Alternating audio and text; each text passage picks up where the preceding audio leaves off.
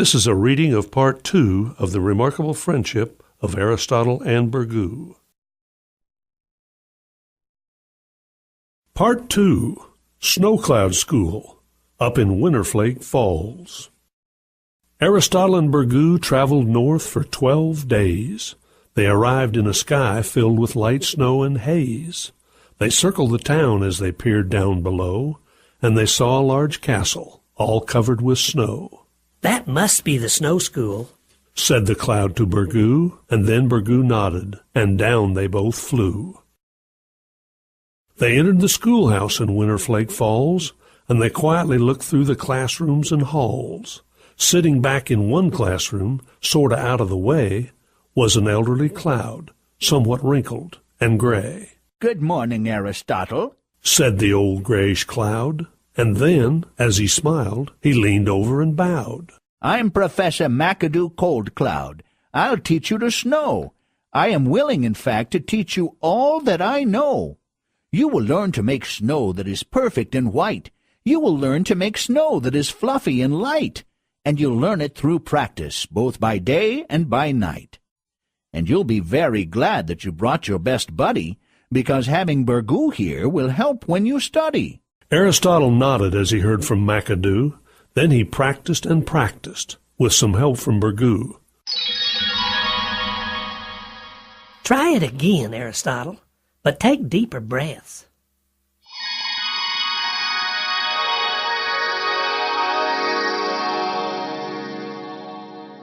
Now that's some serious snowing. Soon he was ready for his snow cloud debut. Let it snow and snow. Aristotle began slowly, spreading out his best snow. He covered so softly all the homes down below. Then he snowed on the streets, on the cars and the trucks. Then he snowed on the farms, on the chickens and ducks. Then he snowed way too much on some tractors and plows. And when he covered completely some horses and cows, the professor told him, "Stop! That's enough for a while." And the professor reached in the snow to lift out a small pile. The professor looked the snow over. Then he rolled a large ball. Then he rolled several others, and he stacked them 3 tall. "Good snow for a snowman," the professor said with some zest, and he put down an A for Aristotle's first test. Oh boy. The professor picked up more snow, and he tossed it up high. And then he carefully watched it drift down from the sky. "This snow is really good. It's as light as a feather.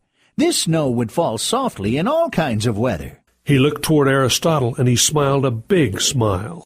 "This is the finest, best snow I've seen in a while." Burgoo smiled at his best friend. "I knew that you could. Aristotle, old buddy, as a snow cloud, you're good." Aristotle was so proud that he puffed up his chest as the professor prepared for the big final test.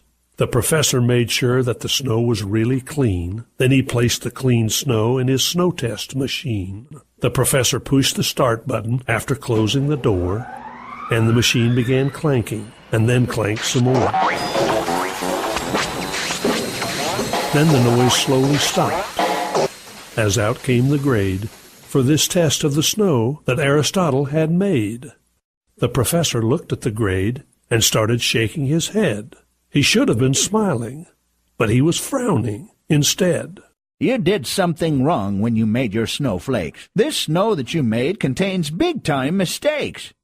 You have a big problem. This is incorrect snow. Do you know what you did? Do you know? Do you know?" The professor then looked down inside the machine. "For goodness sakes, look here. Do you see what I mean?"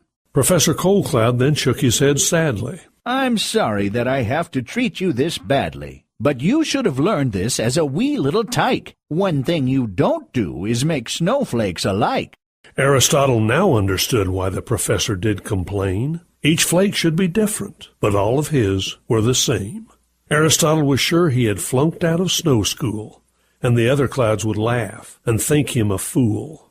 The professor was quiet. He was deep, deep in thought. Then finally he spoke. "Perfect snow this is not, but Aristotle works hard, and I like that a lot. And it's the very first time I've seen all alike flakes, so maybe they're remarkable instead of mistakes. And another thing, he said as he looked at Burgoo. Your friendship with this pelican is remarkable too. No matter what the problem, no matter what the weather, you two are true friends that always stick together. Then he smiled as he said, I think there's a way that you can do your snowing on a big holiday. Aristotle, let's make your folks really proud. I want you to become a Christmas snow cloud.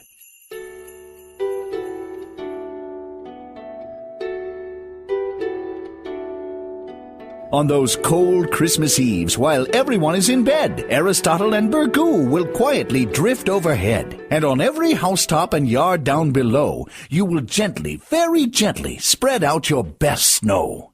And then in the morning, when everyone wakes, and everything is covered with your all-alike flakes, all the kids will throw snowballs and play with their sleds. And happy, fun memories will fill up their heads. And no one will notice that the snowflakes aren't right, 'cause they'll be so glad that their Christmas is white. Aristotle's parents just glowed. They were very, very proud. Their son Aristotle would be a Christmas snow cloud. Then one great big smile just led to another, till Aristotle and Burgoo were high-fiving each other. So next time it snows, on a cold Christmas Eve, and if those snowflakes look alike, I know you'll believe those snowflakes have come from a friendship that's true. They've come from Aristotle and his best friend, Burgoo. And that's the end to this story.